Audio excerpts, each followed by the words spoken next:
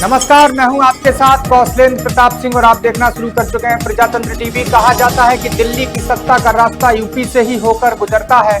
उत्तर प्रदेश की 80 लोकसभा सीटें, जिसमें आपको बता दें कि जिस पार्टी को यूपी में सबसे ज्यादा सीटें मिलती हैं वह दिल्ली की केंद्र की सत्ता पर बैठता है। साल 2014 और 2019 की बात करें तो लोकसभा चुनाव में भारतीय जनता पार्टी ने सर्वाधिक सीटें जीती और नरेंद्र मोदी लगातार देश के प्रधानमंत्री दूसरी बार बने थे। 2024 के लोकसभा चुनाव में भी यूपी में सर्वाधिक सीटें हासिल करने वाली पार्टी का नेता ही प्रधानमंत्री बनेगा।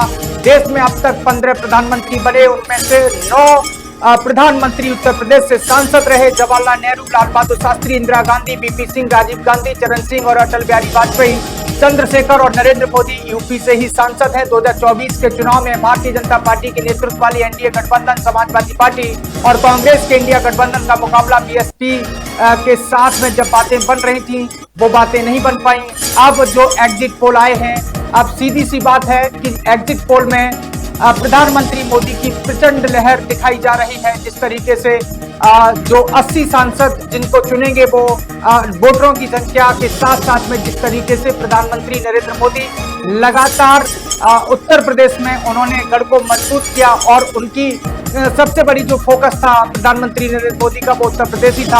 आपको ये भी बता दें कि लगातार एग्जिट पोल आ चुके हैं और अब तक ये चीजें क्लियर हो गई हैं कि प्रधानमंत्री मोदी का जो नारा था कि 400 पार वाला, कुछ टीवी चैनल्स ने तो 400 पार के नारे को साबित कर दिया कि एग्जिट पोल में जनता प्रधानमंत्री नरेंद्र मोदी के नारे को साफ तौर पर क्लियर स्पष्ट जनादेश मिलता हुआ नजर आ रहा है। अब आपको बता दें कि डीबी लाइव के एग्जिट पोल में एनडीए सत्ता से बाहर होती दिखाई दे रही है। वहीं आपको ये भी बता दें कि इंडिया गठबंधन 260 से 290 सीटों के साथ सरकार बनाता नजर आ रहा है। इस एग्जिट पोल में अन्य को 28 से 48 सीटें मिलने का अनुमान भी बताया जा रहा है।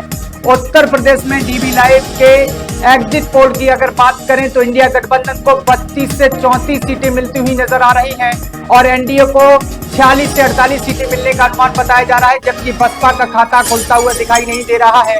इस एग्जिट पोल में पश्चिम बंगाल में ममता बनर्जी की पार्टी टीएमसी को बड़ी बढ़त मिलती हुई नजर आ रही है।